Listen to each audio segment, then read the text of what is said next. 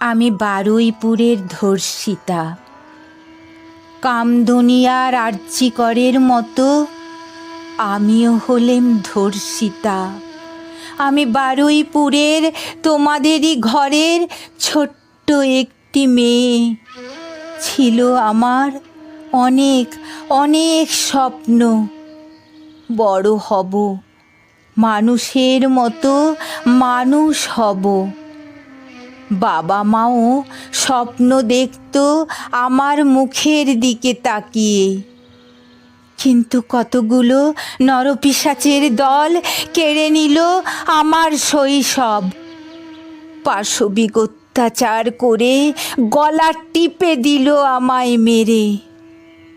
ওরা আমায় এক নিমেষে বানিয়ে দিল সব।